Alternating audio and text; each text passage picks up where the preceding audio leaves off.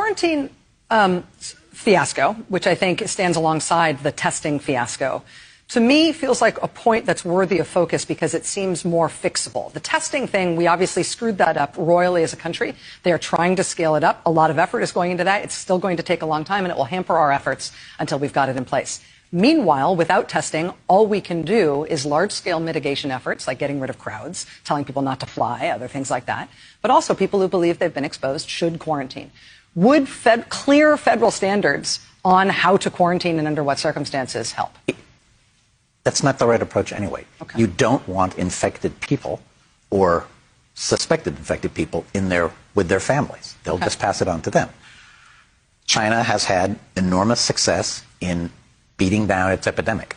We don't know what's going to happen when China tries to reopen its economy and let people go back to the factories and back to the subways and back to offices and restaurants and everything else. We don't know what's going to happen, and they're going to do it in a very slow, graduated way, but they have been in lockdown all this time.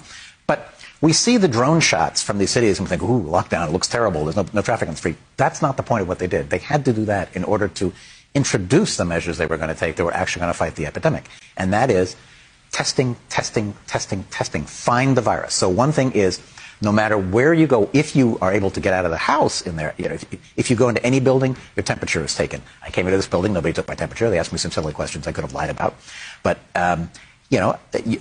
you get your fever taken. You get into a bus, your temperature is taken. You walk into the train station, your temperature is taken. You walk into the building, you walk back to your apartment building, your temperature is taken. And what happens if you show a fever? Then you're sent to a fever clinic. People are not sent to their own doctor's offices. Your doctor's office is dangerous.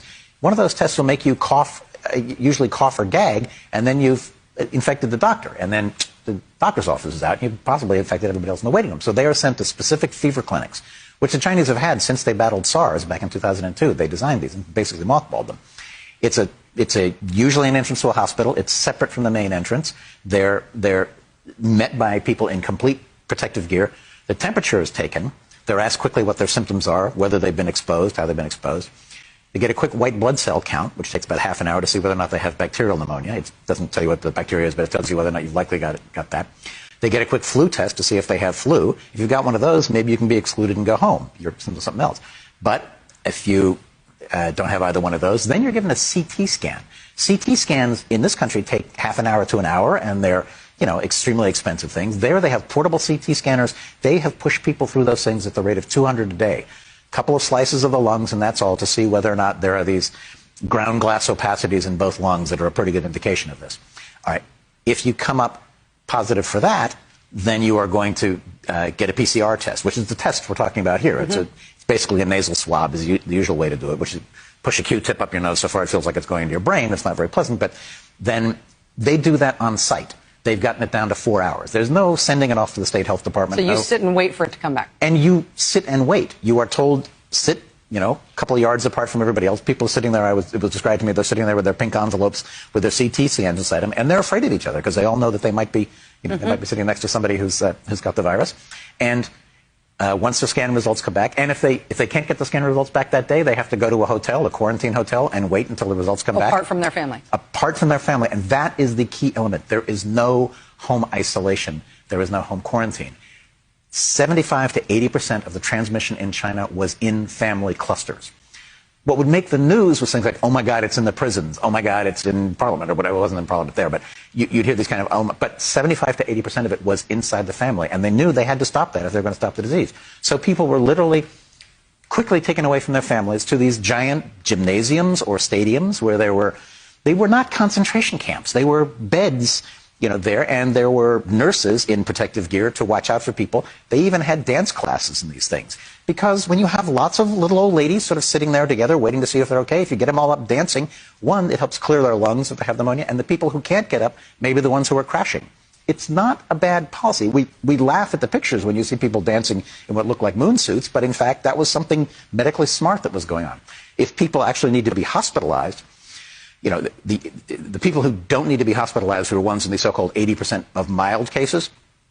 I'm sorry I ever used that expression when I wrote that first article, because mild, when you look carefully at the study, is everything from almost no symptoms to pneumonia, but doesn't need oxygen, doesn't need hospitalization. Wow. Now, I've had pneumonia. I've had walking pneumonia. That was not like having a mild cold. That was serious. I had it about 2 weeks different from when Hillary Clinton got it. You saw her collapse on the street. She had to be carried into her van when she collapsed. I was standing on third base playing softball with some friends and thought, I'm going to collapse here. And, went to the doctor the next day. So those are the cases. They're isolated away. They're hospitalized. And people actually sort of move through the system. Suspect cases, mild to moderate cases, and hospitalized, severe, and critical cases who are actually in hospitals. And the crucial thing about that system is break the chains of transmission and also do what you can to keep the hospitals from getting overwhelmed. Because when the hospitals get overwhelmed, you have to say, okay, she lives, but he dies, and he dies, or whatever.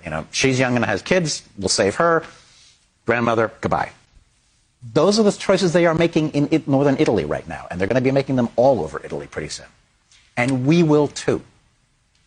Donald McNeil, science and health reporter for the New York Times. People are going to clip this and send it to their local health department for having you describe this because of the distance between what you're describing and what we're doing and what we're preparing for. But thank you, Donald McNeil, reporter for the New York Times.